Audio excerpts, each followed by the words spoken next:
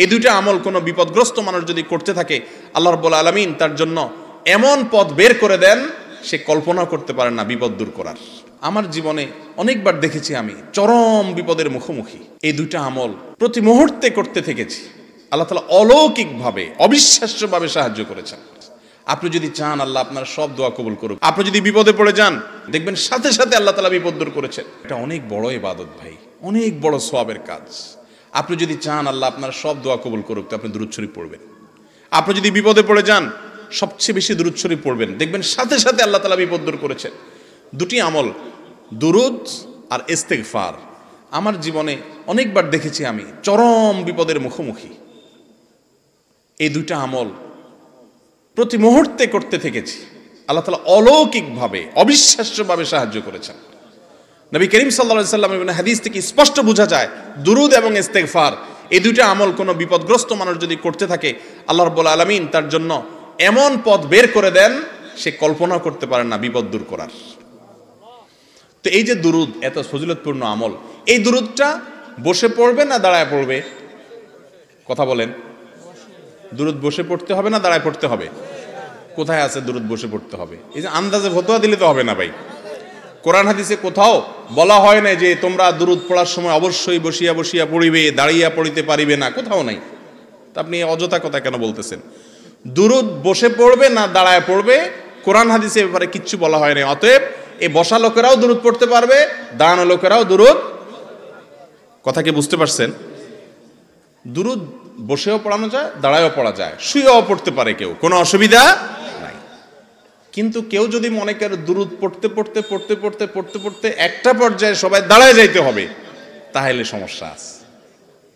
কারণ আপনি দুরূদ পড়তে পড়তে যে হঠাৎ দাঁড়ায় গেলেন, ভাই আমার, আপনাকে কি আল্লাহ রাসূল সাল্লাল্লাহু আলাইহি সাল্লাম দুরূদ পড়ার ব্যাপারে বলেছেন? এই কথা কোরআন হাদিসে কোথাও আছে যে তোমরা যখন দুরূদ পড়বা আমার প্রতি পড়তে পড়তে পড়তে পড়তে একটা পর্যায়ে আমার সম্মানে তোমরা দাঁড়ায় যাইতে হবে? এরকম কথা যদি আমার নবীজি বলে থাকেন অবশ্যই দাঁড়াইতে হবে। কোরআনে যদি বলে থাকে অবশ্যই করতে হবে। আর যদি কোরআন হাদিস না বলে তা আপনি বসা আলাদেরকে বলবেন ভাই দুরূদ পড়তেছেন দাঁড়ায় যান, অথবা দাঁড়ানোদেরকে আমি যদি বলি ভাই আপনারা দাঁড়ায় দাঁড়ায় দুরূদ পড়তেছেন কেন, বসে যান, এই দুইটার কোনোটাই করার অধিকার আমার আছে নাই। আমাদের যেসব ভাইয়েরা দুরূদ পড়তে পড়তে হঠাৎ দাঁড়ায় যায় ওনারা কিন্তু নবীজির সম্মানার্থে দাঁড়ায়, ঠিক না ঠিক? নবী করিম সাল্লাল্লাহু আলাইহি ওয়াসাল্লামের প্রতি সম্মান ভালোবাসার জন্য দাঁড়ায় না? কিন্তু ভাইরে, নবীর প্রতি ভালোবাসা প্রকাশের পদ্ধতিটাও হইতে হবে নবীর বাতানো। নিজের মন গড়া পদ্ধতি যদি বাহির করে ইবাদতের, তাহলে সেটা নবীজি সতর্ক করেছেন বিদআত করতে। ভাইরা আমার, যারা কিয়াম করেন, মিলাদ পড়তে পড়তে দাঁড়ায়া কিয়াম করেন, তাদের প্রতি আমাদের অনুরোধ, রাগ করার কিছু নাই ভাই।